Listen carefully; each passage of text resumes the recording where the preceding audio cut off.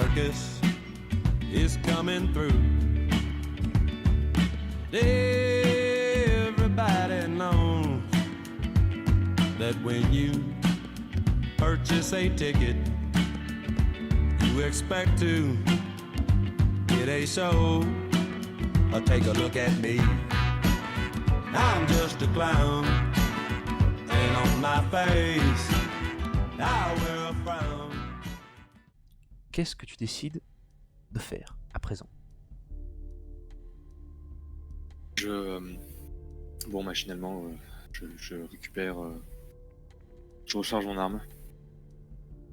Ok. Le Je calmer. vais considérer que tu as aussi récupéré le chargeur et la balle que tu avais fait sauter de ton arme précédemment, lors de l'altercation dans la rue. Mécanique. Puis voilà. Je sais pas si j'ai une montre sur moi, je sais pas quelle heure elle est. Tu as une montre sur toi qui indique qu'il est il est près de minuit.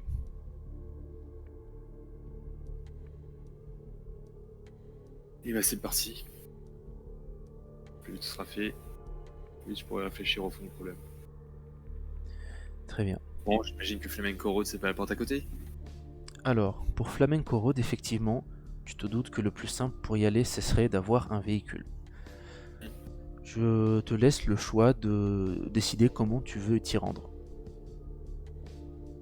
Tu sais à peu près où se trouve l'endroit, tu sais que évidemment un taxi pourrait t'y déposer si tu donnais l'adresse, mais tu pourrais y aller toi aussi en voiture si tu en trouvais une, et tu sais qu'il y a un réseau de bus à Las Vegas qui te permettrait de te rapprocher substantiellement de ta destination, et que tu y arriverais au final dans un temps raisonnable. Qu'est-ce que tu décides de faire? Il te reste les quelques $8 que tu avais récupérés aux deux pauvres types dans la maison de Kamé auparavant. Ouais. Faut prendre le bus quoi. Ok.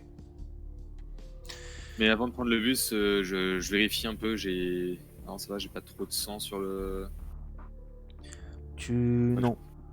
Tu touches un peu ton front. Tes jambes, tu vois qu'effectivement tu t'es rétamé, mais ça t'a plus sali les vêtements qu'autre chose. Tu n'as pas de blessure, qu'elle soit profonde ou superficielle. Et pareil, l'altercation avec l'autre qui t'a mis sa semelle sur la gorge, ça a un peu sali ton t-shirt, mais c'est pas quelque chose qui va énormément attirer l'attention dans un quartier populaire comme celui-ci. Ok. Tu es présentable, basiquement. Je remets mon arme entre mes reins, la chemise par-dessus, et puis je vais m'y rendre en bus, doucement. Ok. Tu arrives à l'arrêt de bus, il est désert. En regardant les horaires, tu vois qu'il va te falloir attendre quelques minutes pour qu'il arrive.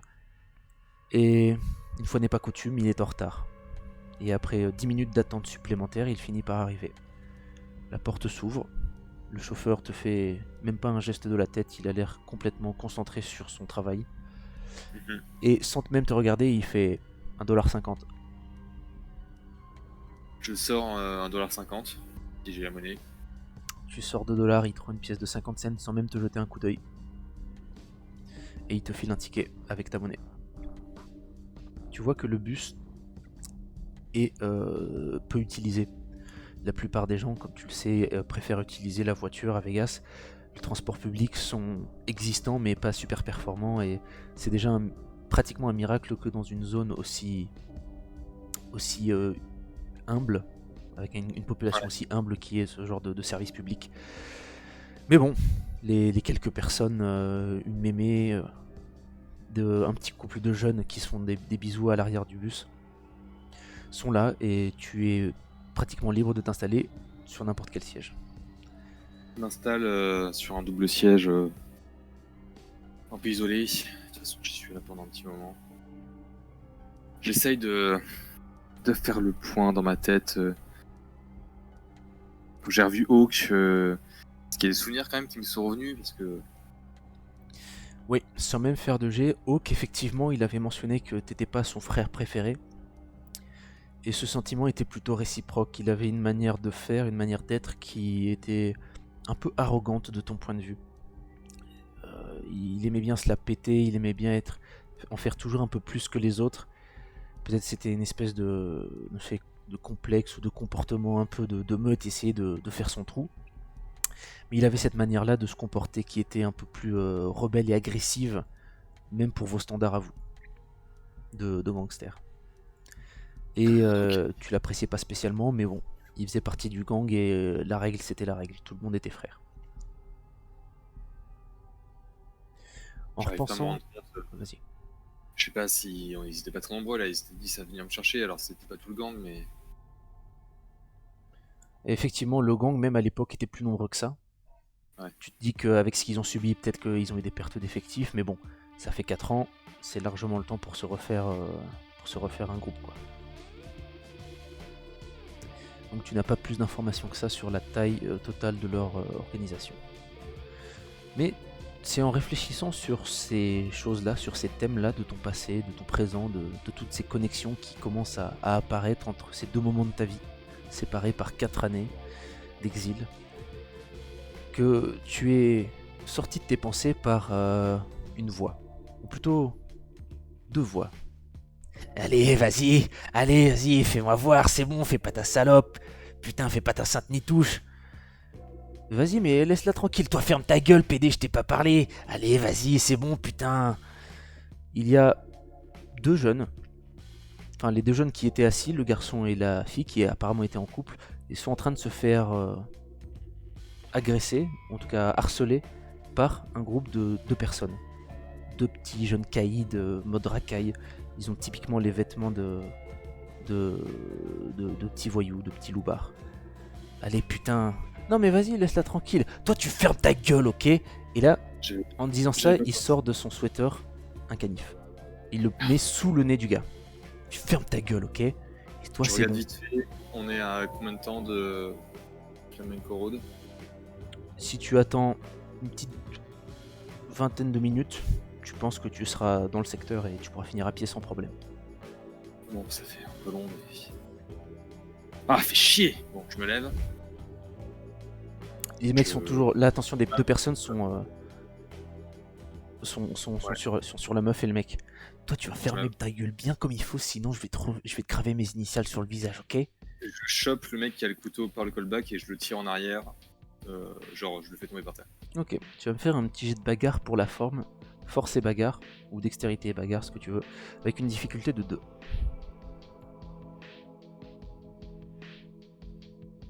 Tu as réussi. Tu le chopes par le bras, c'est ça? Par le col. Par le Je col, chope, pardon. Et je le balance entre les sièges derrière moi. Ok. Bon, tu le prends par sa capuche et tu l'envoies valdinguer. Les morveux, ils vont se calmer, ils vont fermer leur gueule. Et c'est bon, toi, t'es regarde. qui? T'es qui? Vas-y. Qu'est-ce que t'as fait à mon pote là? Et tu vois que le mec te décoche une droite. Ta gueule, il est tombé.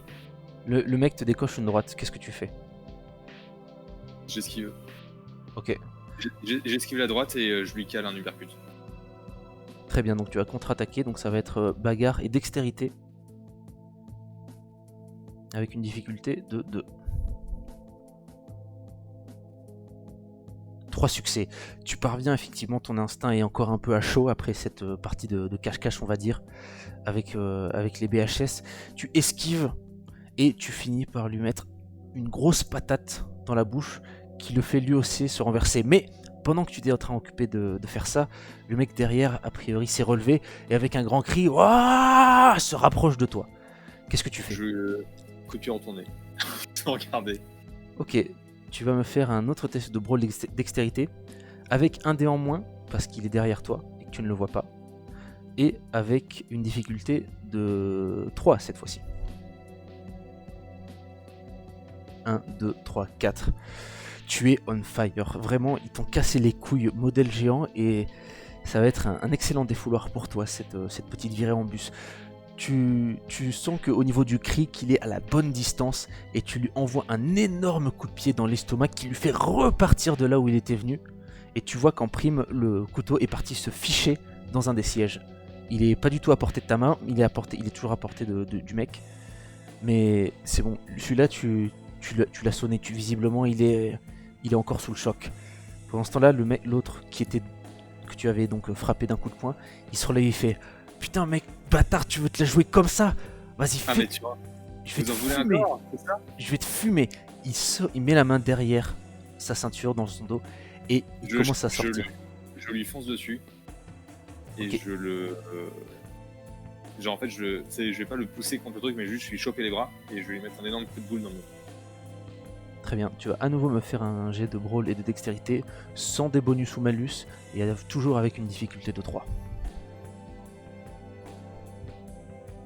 Ça passe à nouveau, 3 succès sur une difficulté de 3. Tu fonces sur lui, tu immobilises ses bras et tu lui fous un coup de boule. Tu lui as fait littéralement un plaquage très musclé et vous êtes tous les deux étalés, toi sur lui, dans l'allée du bus. Il est encore sonné, qu'est-ce que tu fais? Tu vois que ce qui est tombé de sa poche, c'est effectivement un petit flingue de poche. Putain, vous en voulez un corps, hein? Et je lui mets 2-3 bonnes grosses patates, même alors qu'il est au sol. Bam! Putain, Bam! de bordel Bam! de merde! Tu lui donnes des coups qui lui dans le nez, qui lui défoncent le nez, qui lui ouvrent les lèvres. Tu lui donnes un gros coup dans l'œil qui va lui donner, visiblement d'après l'expérience que tu as de la bagarre, un très gros cocard pendant un certain temps. Est-ce que tu peux me faire s'il te plaît un test de house check, donc de soif de sang? Tes mains se couvrent petit à petit du sang de cet ado qui t'a menacé et qui a attaqué les autres passagers.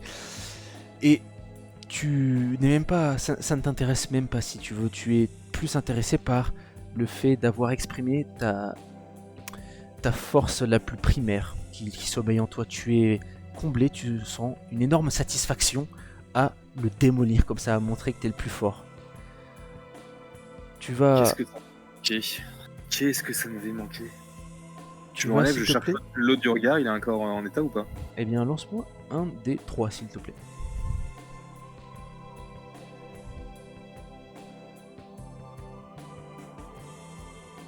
Pendant que tu étais ivre de bonheur, l'autre a visiblement eu le temps de se rapprocher.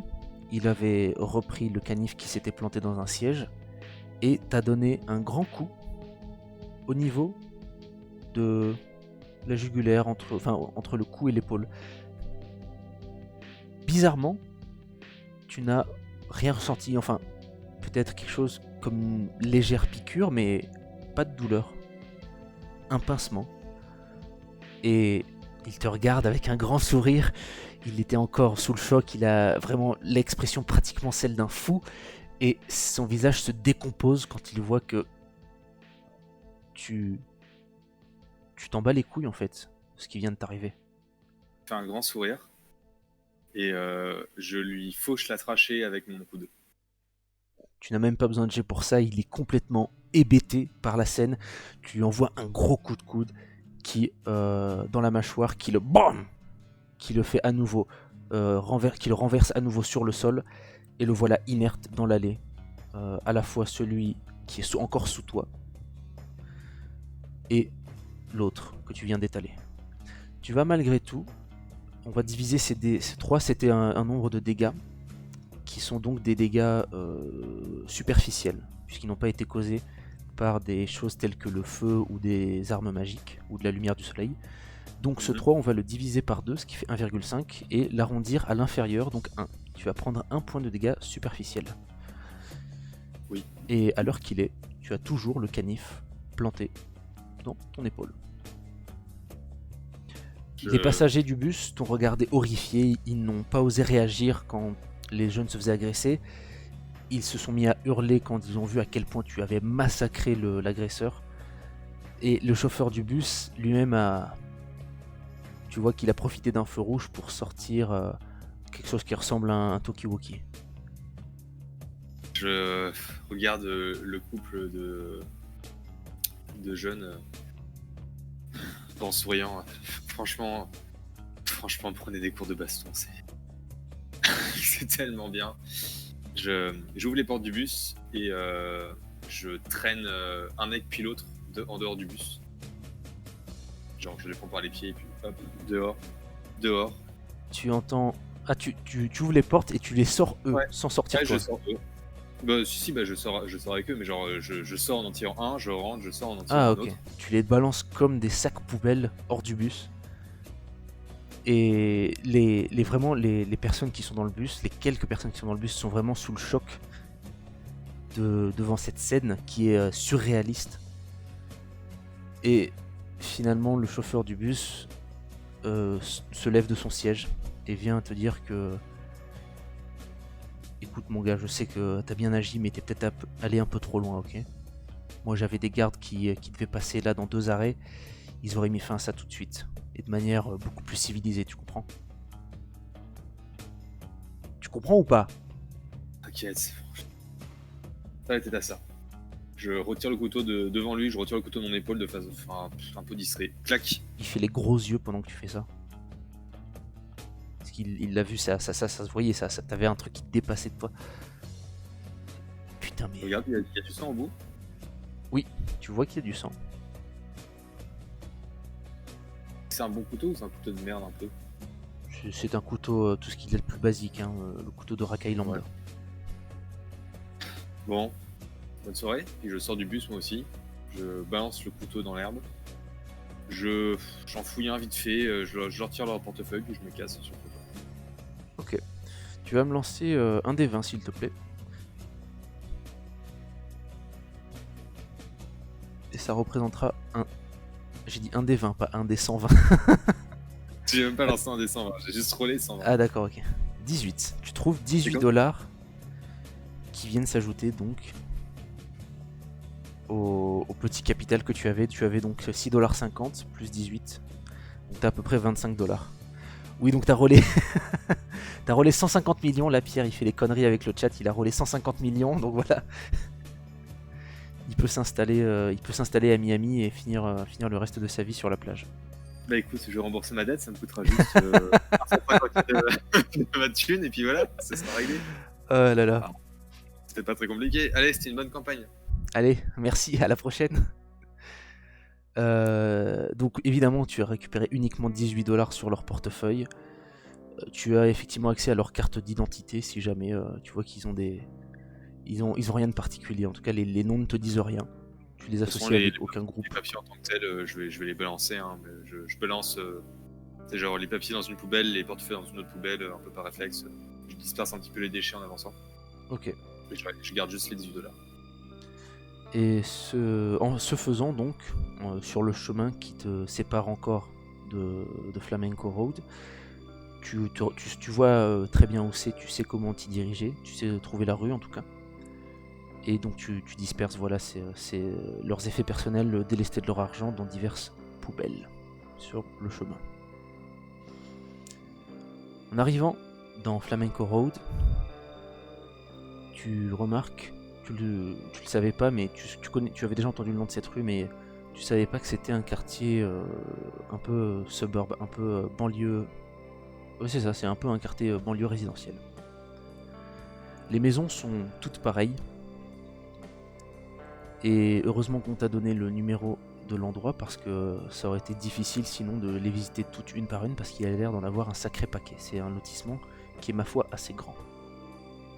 Mais en suivant tout simplement les numéros de l'allée, tu arrives à trouver le numéro qui t'intéresse toi, le 2106.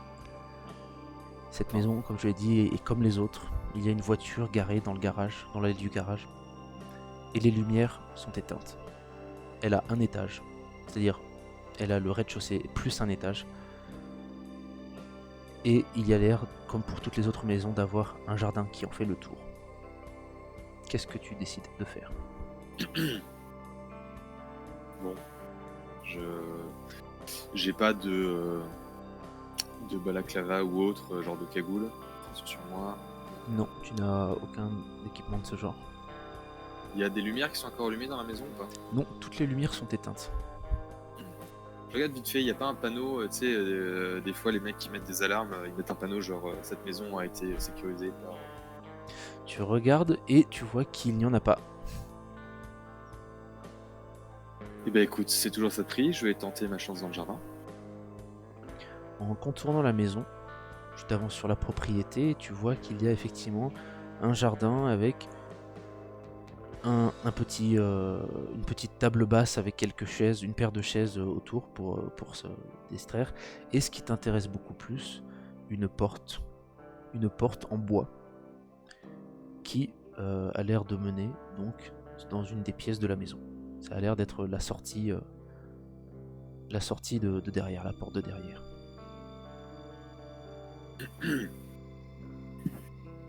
Regarde un petit peu. Teste la porte par acquis de conscience, mais je pense qu'elle est fermée. Ton intuition était bonne. Tu sens que la serrure n'a pas l'air très solide, mais elle a été fermée à clé. Je réfléchis. La voiture qui est en bas, c'est un truc genre. C'est un SUV, c'est une voiture familiale. C'est un SUV. C'est compliqué de savoir. Tu vois, fais-moi un test de vigilance, s'il te plaît. Difficulté de 2. Vigilance Ouais. et sang-froid.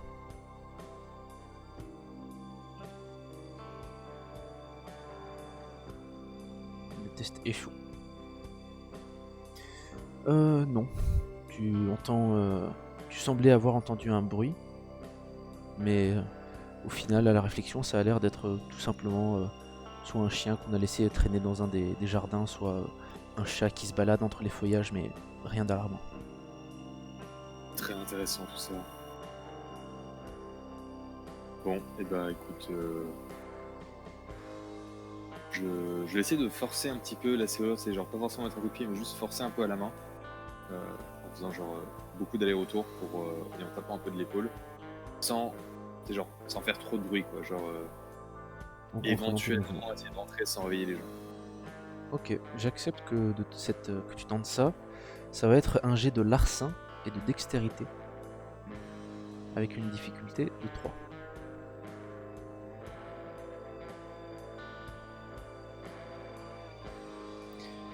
Et bien, cette technique ancestrale de faire bouger la serrure très très vite pour essayer de débloquer le mécanisme fonctionne. C'est une technique pailloute ça. Et la porte effectivement finit par s'ouvrir. Et tu es parvenu à maintenir un niveau de bruit relativement bas, suffisamment bas en tout cas, pour ne réveiller personne ou n'alarmer personne à l'intérieur de la demeure. La voie est désormais ouverte et elle donne sur une cuisine. Je fais un tour vite fait du rez-de-chaussée, j'imagine qu'il va y avoir une cuisine, une salle à manger, peut-être un salon. Effectivement, Je pense pas qu'il y ait de chambre au rez-de-chaussée. en faisant le tour, tu vois qu'il y a tous les éléments que tu as mentionnés. Il y a aussi une porte qui a l'air de donner sur un espèce de petit placard, un petit cellier, et un escalier qui monte à l'étage où doivent probablement se trouver les chambres. Qu'est-ce que tu décides de faire? Bah, j'essaie d'écouter dans la maison, mais de toute façon, là il est minuit, il est passé, donc je pense que j'entends rien. J'essaie juste de regarder, est-ce qu'il y a des... Tu sais, j'essaye de voir, en gros, combien de personnes vivent dans cette maison. Déjà, est-ce qu'il y a des enfants? Est-ce que je vois genre des dessins d'enfants sur des frigos?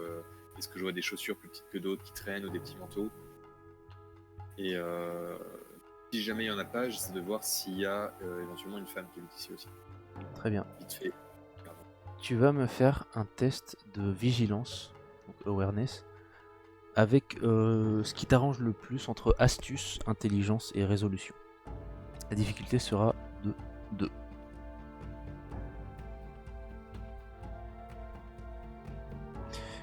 Quatre succès. En t'approchant de l'entrée, tu remarques qu'il y a plusieurs paires de chaussures de différentes tailles et surtout des modèles féminins. D'accord. Tu remarques Yep. également qu'il y a sur le porte-manteau des manteaux de tailles différentes, dont un qui est tout petit. Et Et qui merde. fait penser à celui que effectivement porterait un jeune enfant.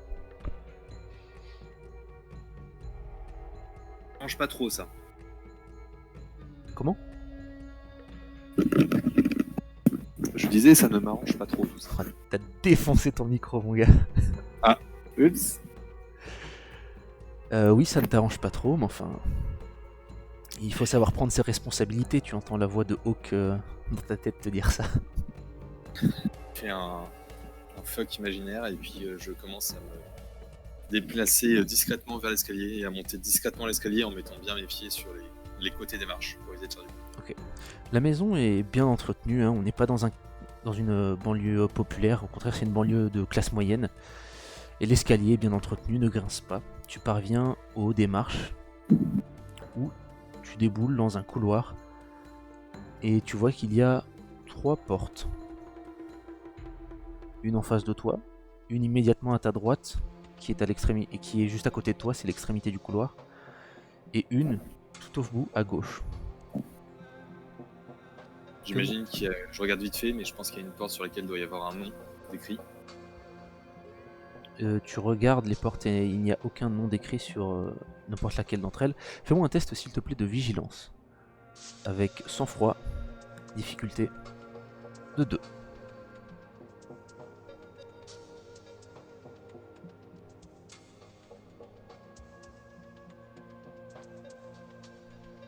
En tendant l'oreille, en essayant de prêter attention à ce qui se passe autour de toi, de vérifier s'il y avait des noms sur les portes, et peut-être de trouver des détails qui pourraient t'indiquer à quoi correspond telle ou telle porte, celle qui est juste en face de toi laisse entreapercevoir, entre l'interstice du sol et de la porte, une lumière qui s'allume.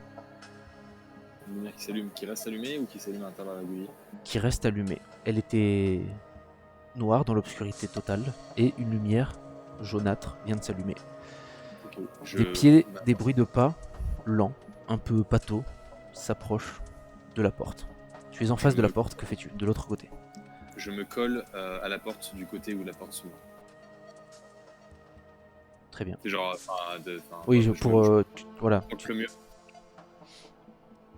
La porte s'ouvre de manière un peu maladroite. Et un homme en sort en bâillant. Tu vois qu'il tape un petit peu sur le mur pour trouver l'interrupteur. Et avant qu'il ne chope l'interrupteur, je le chope, je le bâillonne, genre vraiment vite fait, hop, et je lui colle vite fait mon pistolet sur la tempe. Faut pas qu'il bouge. Ok. L'état de sommeil dans lequel il se trouve fait que tu peux faire ça sans aucun problème. Tu arrives à le bâillonner, à le mettre sous ton emprise. Il est complètement sonné par la situation, il ne sait pas ce qui arrive, il remarque ton flingue, il a peur. Tu dis rien. Non. Quelque chose, ça va mal se passer. T'es pas tout seul ici. Toi comme moi, on n'a pas envie que ça dégénère. Alors on va régler ça entre hommes, civilisés. Ok. Il hoche la tête. Écoute-moi. Tu vas fermer la porte doucement. Et tous les deux, comme des adultes civilisés, descendent dans le salon. On va discuter dans le salon. Ok.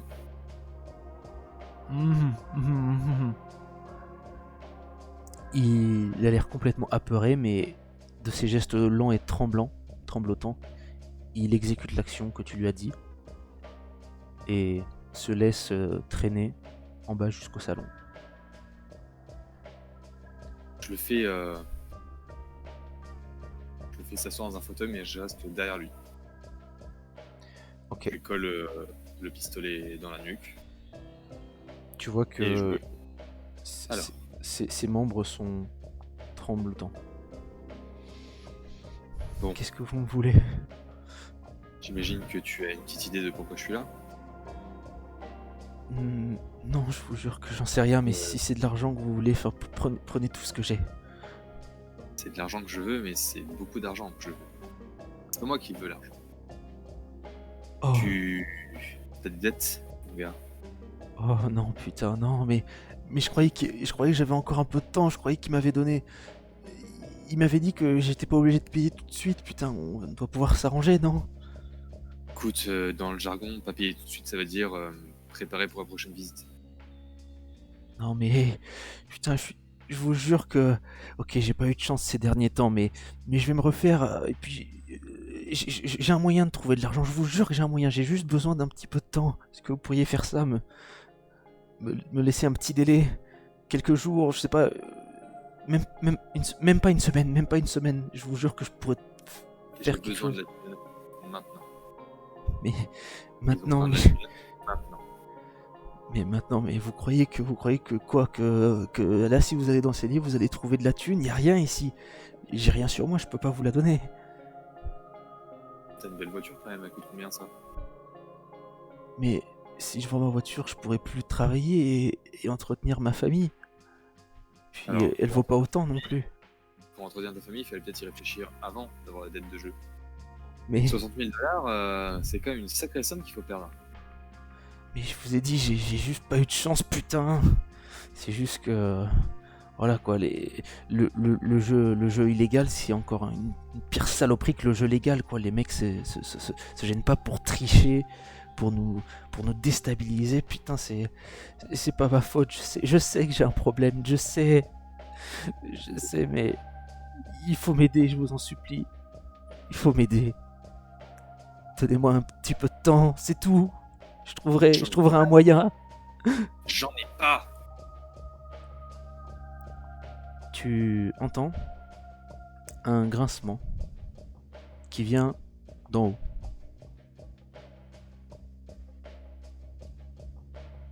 Et une voix de femme qui fait Lui, Tu te retournes, dit que tu la reconnais. Elle te reconnaît. Cette femme, c'est ta sœur.